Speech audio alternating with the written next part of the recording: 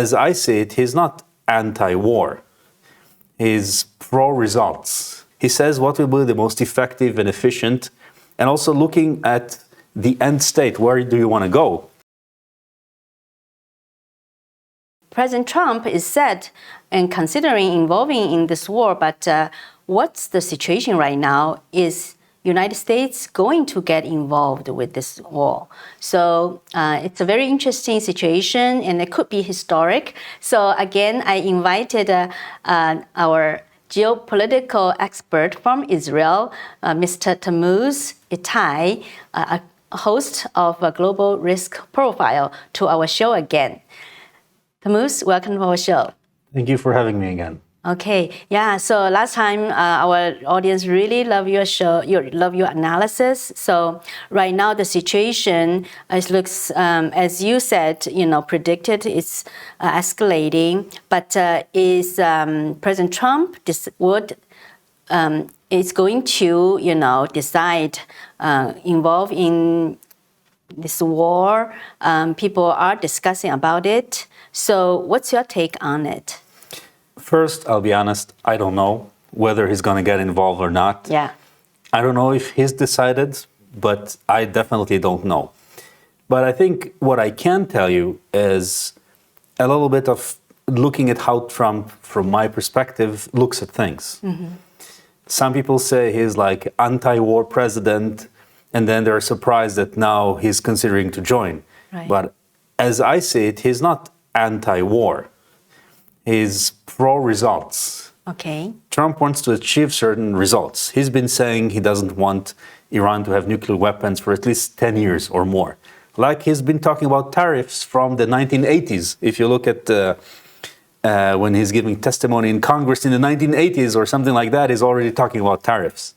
So his worldview has been pretty consistent. Now he's president, he gets a chance to implement it, right? The only thing is some people in Washington or all over the world, war is their first solution to everything. Mm. There is a problem, let's go to war. And I think for Trump, that's not the case. He says what will be the most effective and efficient, and also looking at the end state. Where do you want to go, right? Because people said Saddam Hussein is bad. Let's, take him out.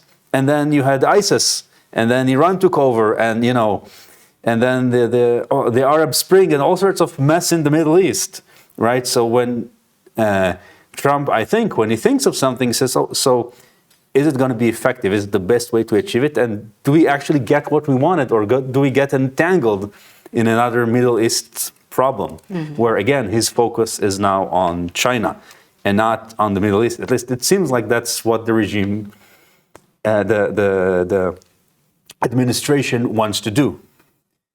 So from that point, it seems like in Trump 45 and also in Trump 47, what he wanted was to have Iran not have a nuclear weapon. Mm-hmm. And I think in Trump 45, what he did was the U.S. withdraw from the JCPOA, the deal, the Obama deal with Iran, yeah. And also put a lot of economic pressure. And then Biden came and relieved most of that pressure. And now Trump, if you remember, a few months ago, they started having negotiations, high-level negotiations. Right.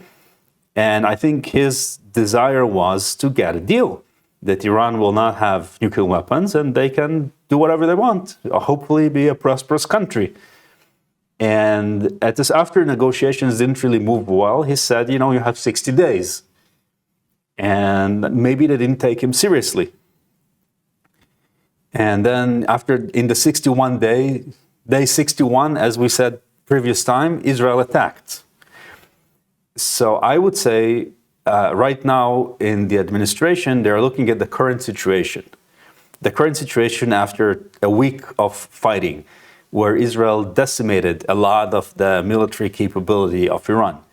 But let's say Israel destroyed half their missiles. If they had 3,000, they still have 1,500. That's not a small amount. Mm-hmm. Right? They can do a lot of stuff if they want to. But remember, the Syrian army collapsed not when all the soldiers were dead, but when they felt the momentum was against them and morale collapsed. Mm. So the question is, where are we now with Iran? Whether Trump thinks the best way to do things is to leverage the Israeli strikes and get Iran to do a deal. And Trump stated he doesn't want a ceasefire with Iran. Right. He wants a permanent deal. Yeah, surrender. Well, he said unconditional surrender. But if Iran will say something nice, maybe he will say, well, let's make a good deal. That Iran will give up their nuclear. Trump says exactly what he wants. He wants them to give up their nuclear weapons program. He said a very strong document, no trust that America and other countries can go and check everything. That's what he wants. So far, Iranian leaders seem to not agree. They say, we will never surrender. So if they keep doing that, I guess Trump will ask himself, what's the best way to achieve the result? And maybe the Trump administration will decide, given the current situation, given what Israel has already done, maybe they should attack some, like the Fordo nuclear site. It's like in the middle of a mountain, and Israel doesn't really have the best weapons to destroy that site. So maybe he'll decide to do some strategic strikes. Maybe not, we don't know. The point is that Trump is not anti-war, but he doesn't want to see soldiers die for no reason. He doesn't want the US to get involved in military conflicts for no reason. Right? For example, if we go back to Trump 45 and Obama before him, Obama gave the then Syrian president Assad a red line, don't use chemical weapons. And then Assad used chemical weapons, and Obama didn't do what he said he would do. On the other hand, when Russia became involved later in Syria, and Trump gave Putin an ultimatum, and Putin didn't deliver, so Trump killed 300 Russians in Syria. He didn't brag about it a lot back then, but he did it. So it's not that he's anti-using military. It's just that he doesn't want to do it if there is another way that's more effective. And also, like I said, he thinks about the end state. Let's say, for example, the Iranian regime falls. What happens then?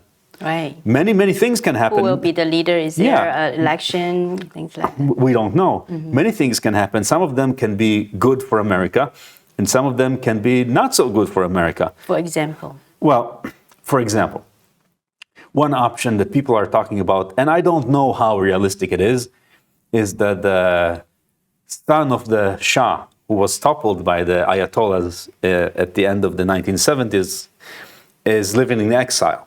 And he's a very well-known figure in Iran and the Iranian diaspora.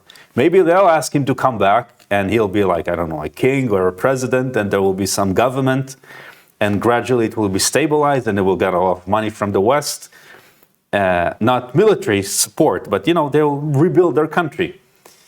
And hopefully, since America put him there, he will not be aligned with the CCP or China or Russia. He will be aligned with the West.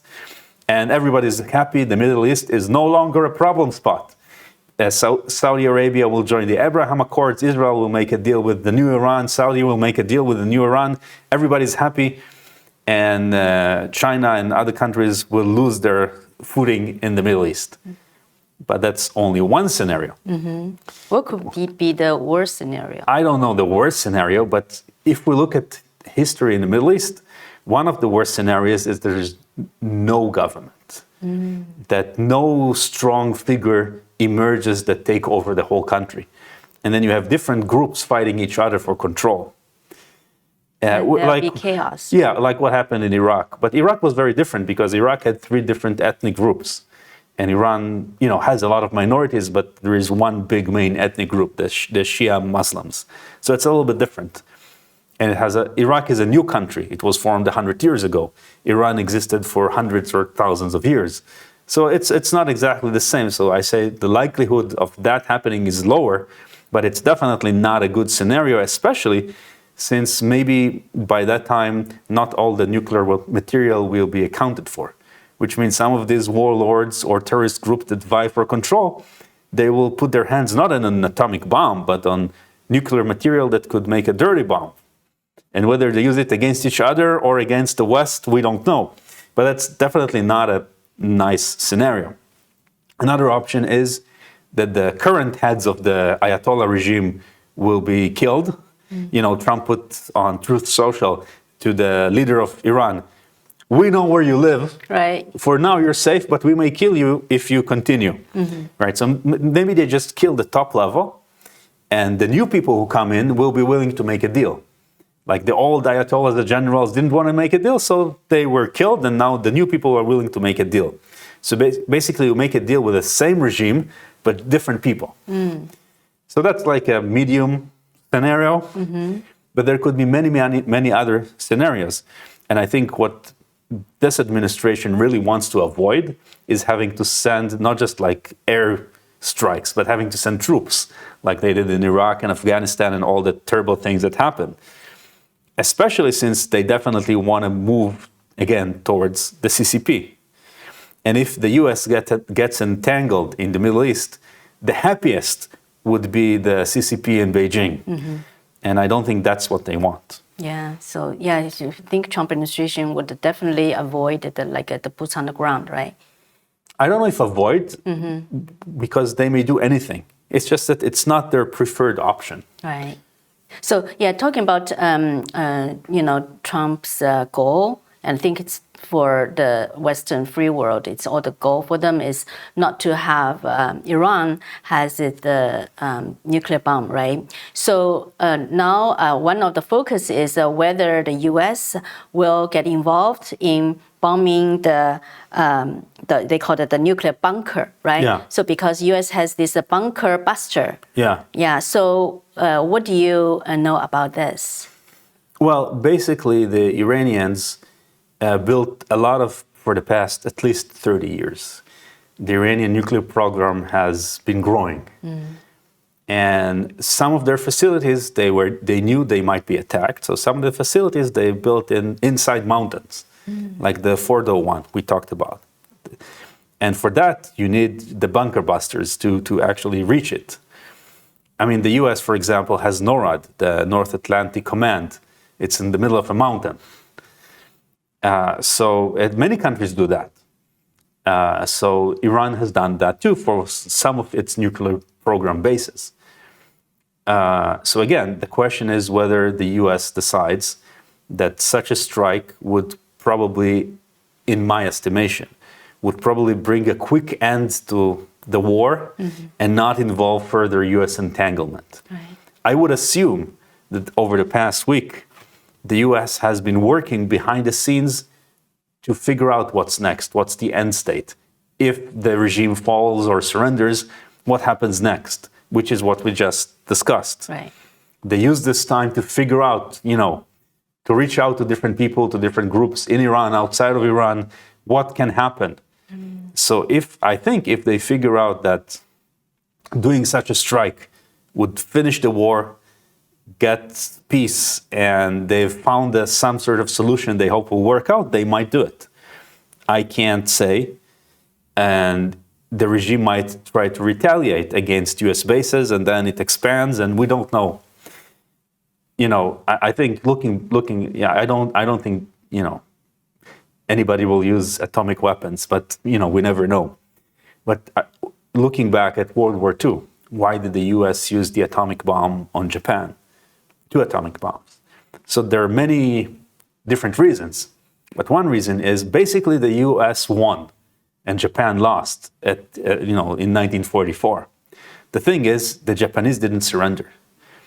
And the American leadership and generals knew that they would have to fight them street by street, city by city. And it would bleed the American military. It will take a very, very long time. And they didn't surrender even though they lost. They couldn't win. They lost all their territories. They were going to lose. America had much more power. They couldn't win, but they were not willing to surrender. So one reason was you put 1 atomic bomb, not enough. You put 2 atomic bombs. They realize if they don't surrender, they will be wiped out. Yeah. So when you deal with people with this kind of mentality, I don't think America will throw an atomic bomb on Iran. But it's a very different calculus. Like in the Western mentality, people are not willing to sacrifice half their population. I'm not sure the Iranian mullahs are not willing to sacrifice half their population, like the CCP leaders have stated more than 20 years ago. Some big generals, I think 2005 or something like that, said he doesn't, in the fight with the US, even if half of Chinese people die, they don't care. Right. So when you deal with people like that, you really don't want to get into the situation where you have to fight street by street. So how do you do that? You know, and that's probably a very tough question that people in Washington and other places are dealing with right now. Mm-hmm. And whether the US attacks that place or not, I think depends on what answers they come up to that question. So it's not an isolated issue, whether they will attack there or not with the bunker busters, but whether it fits in with what they want to achieve. That's the most I can say. Yeah, makes sense. Because maybe that's why President Trump, it seems he's trying to make a decision, but then he's not actually made an announcement. But some people are saying right now it's a once in a lifetime opportunity maybe to wipe out the nuclear bunkers. Because one thing is, accompanied with other factors, but they are saying like the exile crown prince from Iran, he said right now the regime is at the weakest moment, probably in the past 10 years, and especially after the Israel strike.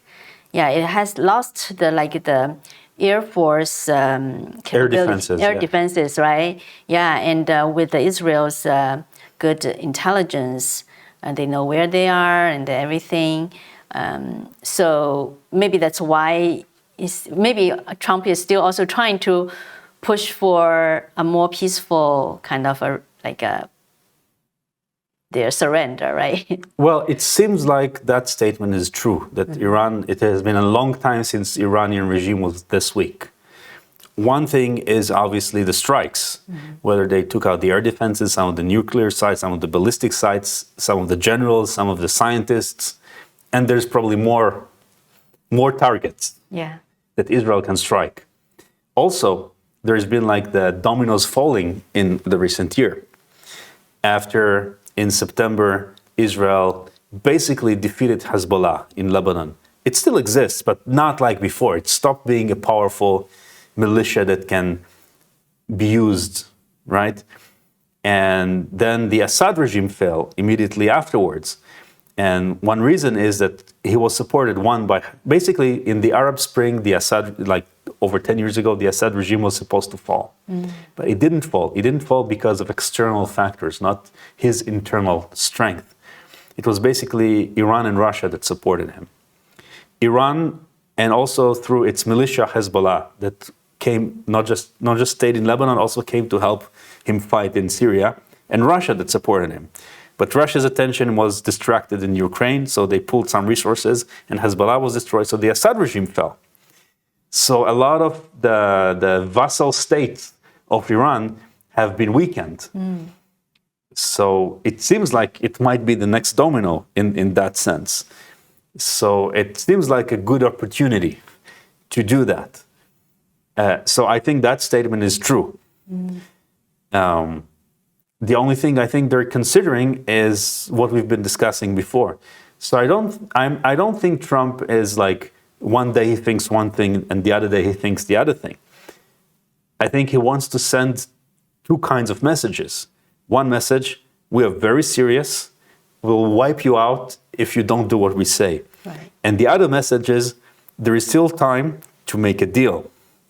Because I think when you put somebody in, when you corner somebody and you don't give him any way out, they will behave in a crazy way because they're desperate. Right. So I think Trump doesn't want to put them in that point, in that position. That's why he keeps giving them a way out. It's not that he's moving between two opinions. He wants to make them sure they understand they have to do what he says, but he wants to give them a way out. Because if you don't do that and they feel like they have nowhere to go and nothing to lose, they will do the craziest thing. Right. And it's not because they are Iranian, it's because it's like human nature, even animals behave like that when they're cornered. So I think that's what he doesn't want to happen. So that's how I read it. Yeah, and also you mentioned geopolitically, right? Those are the geopolitical reasons. Maybe for Iran right now is actually at the weakest moment. You also mentioned how the Chinese Communist Government Party has been reacting. So can you just elaborate more on that? Yes, I think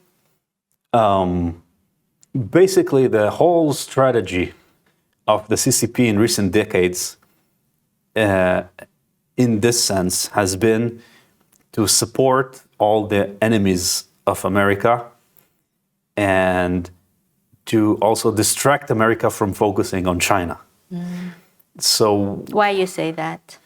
Well, America is the biggest thing standing in the way of the CCP becoming the most powerful in the world. So I think that's why they target most of their efforts at the US. I mean, they target everybody, right?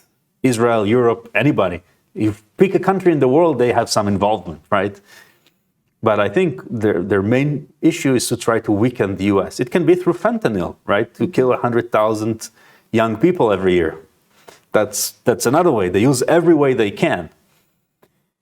So if you look both at Iran and Russia, I don't think, Iran is like a religious regime, and they made a deal with an atheist government that kills Muslims all the time, right?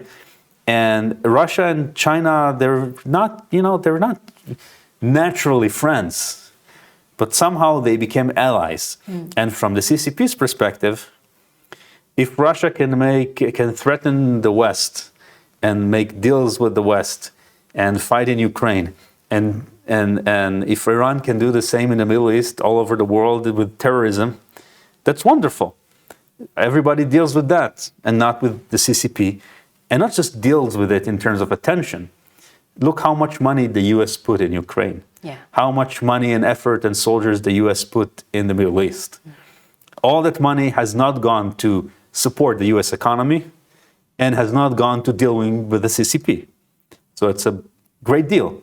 And also, because both the Russian regime and the Iranian regime are sanctioned. Basically, they can't sell oil to most countries in the world. But China breaks the sanctions and buys oil from both of them, thus keeping both regimes alive and able to fight.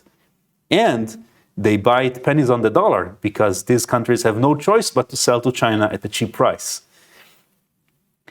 So I think for many years now, the CCP has chosen Iran as one of the biggest Middle East actors. They try to get into Saudi Arabia, which are sort of called the enemies of Iran. They try to get into Israel. They try to get anywhere and everywhere. But Iran, they put a lot of money. A few years ago, they signed a $400 billion deal with Iran, like they always do with the Belt and Road. And Iran is really like in the middle of the Belt and Road from China to Europe and the Middle East, and also has some ports. So it's very strategic in its location. And they put a lot of money, a lot of investment into Iran. They also sold it military technology, all sorts of things. So they invested a lot in Iran to become one of their proxies in the Middle East and to cause trouble. And now it seems like potentially all this investment will go to waste. So from that perspective, it weakens the CCP's control. However, if at the end of this war, there is a power vacuum, then they may try to step in again and gain control some other way. So I think that's probably another thing that the US administration is thinking about. But potentially, it could be very good news for the Middle East, because with less CCP support in the Middle East, there is going to be less chaos. Because the CCP, when the Biden administration had conflicts with Saudi Arabia, the CCP went in there. And they've been trying to, and have successfully infiltrated Israel as well. So they're everywhere. But the most money and investment they put was into Iran. And potentially they've lost their investment. So if that's actually true, if that's actually what happens, that's, I guess, good news for everybody in the Middle East. But we'll have to wait and see if that actually happens. because you know what happened when the U.S. withdrew from Afghanistan. It's not only that the Taliban came back and took over the, I don't know, $500 million military equipment that the U.S. left there. Yeah. They took over, for example, the Bagram Air Base, which was very close to Western China. And now China is there. And China, you can see pictures of Chinese officials shaking hands with Taliban all the time. So I think a lot of people are worried what's going to happen. The US doesn't want to put boots on the ground in Iran, but on the other hand, they don't want to create a vacuum if they defeat the regime that China can come back in. Yeah, similar to what happened in Afghanistan. Yeah, so I'm sure they're not only working on what, the point I'm making, it's not the question whether they will bomb that place or not. I can't answer that. Maybe the administration hasn't decided yet, but I think maybe it's not the best question to ask. The question to ask is, what result, what end state do we want to reach? And what are all the different things we need to make sure happen, we'd get there. And whether that thing fits in or not depends on the circumstances. It's a little bit similar, right? We talk about all the stuff Israel did on the first day and since then. Those things, each one of them, like knowing where the scientists, the nuclear scientists are, or building the drone factory inside Iran, or knowing where all the targets are, all of these things, each one of them has been developing years and years. Previous governments in Israel started that. What this government did is pull the trigger, but all the pieces were in place.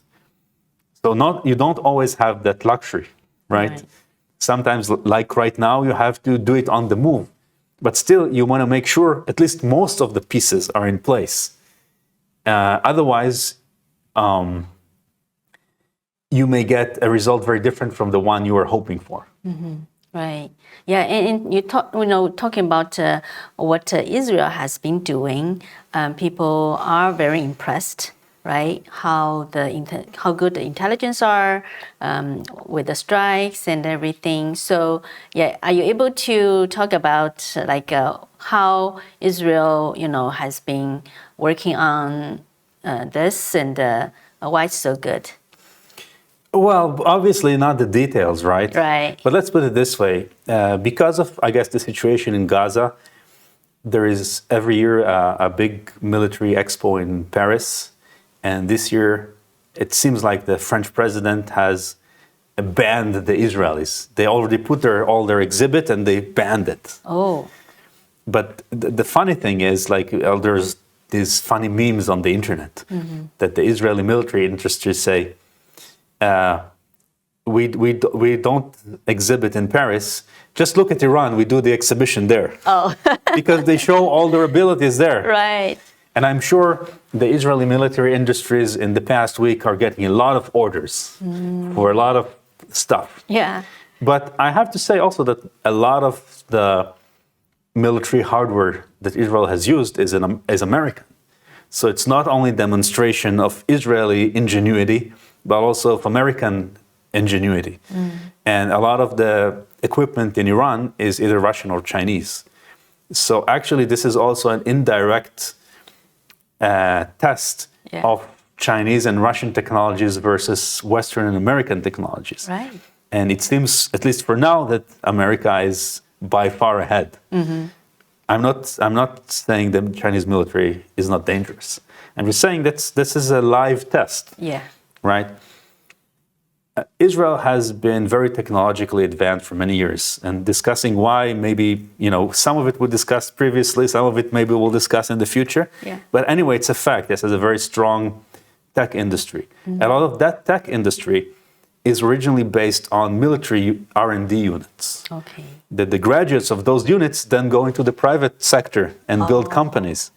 So whether it's like the technical intelligence, computers, hardware, all of these military things, some of them become, they finish their service and they go start companies. So Israel has been constantly investing in all of these things for decades. So it's not that big of a surprise in this sense. And Israel, unlike, for example, European countries, Israel has been the percentage of GDP of the Israeli military budget is much bigger than most countries in the world. Obviously, it's surrounded by enemies or potential enemies. It has had many wars. So it's not that surprising. And the same thing with intelligence. The Israeli intelligence services have been really working hard to penetrate Arab countries and Iran for many, many years. Iran has been declared like the #1 enemy of Israel for many, many years. So Mossad and others have put a lot of resources there. So I don't think when you look at it, it's not that surprising. Mossad has had a reputation for being a very effective intelligence service and clandestine service for many, many years. And I don't think it's just that all the Iranians who are working for Mossad actually know they work for Mossad. Maybe they think they work for French intelligence. I'm not praising that, but intelligence work like this involves lying all the time. So it's not that all of them believe that. I think one of the top Iranian counterintelligence officers appears to have been an Israeli agent. Oh. So like the guard against spies was an Israeli spy. So when you work at it for many, many years, you get these results. The only thing is, usually nobody knows about it because it's done in silence. Right. And you don't pull until you pull the trigger, nobody knows you have this capability. Yeah. So from a different perspective, the US could have similar capabilities in Iran, we don't know. The US could have similar capabilities in China, we don't know. The CCP could have similar capabilities in the US. How many people has the CCP bought in the US? Yeah, that we are starting to know, right? Yeah. How many systems have they hacked? It's the sad or common reality of today that this is what happens between adversaries. They really try to penetrate the society and the power structures of their rivals. So yes, it's high-level execution. I think a lot of intelligence services are saying they did a good job. A lot of generals around the world say they did a good job. And it seems like on the tactical level, Israel did that. Whether it was the smart strategic decision, I think let's wait 10 years and then we know. It's too soon to tell whether this is the case or not. All I can say is that Israel has emphasized from the start that it's not against the Iranian people, that they like the Iranian people, and they were even allies before. What they're against is the regime. And I think that's an important distinction. Right. The same distinction with China. I don't think the US is against China. The only thing you want to be against is the CCP, not the Chinese people. Exactly. So I think that's an important distinction, and one that I hope will help the Iranian people make good decisions. And I don't know I think ultimately the Iranian people should decide who rules them. Yeah.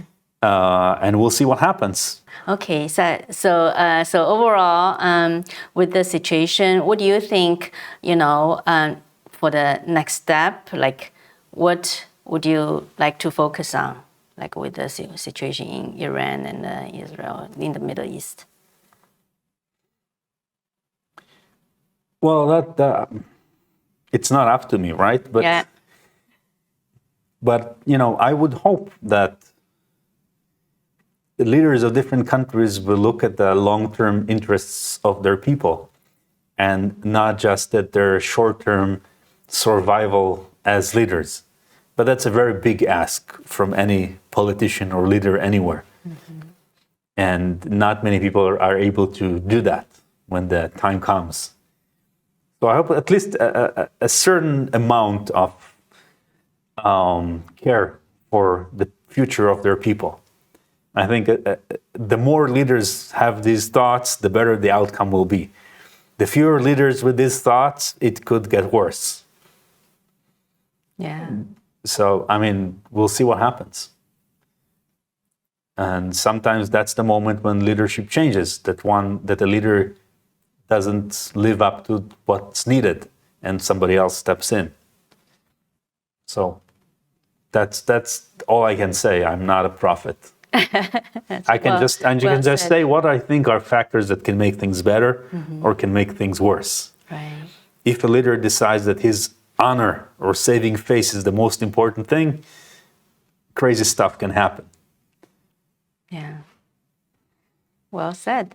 Yeah, thank you. Thank you, Tamuz, for again sharing your insights and also your personal experiences. Thank you for having me.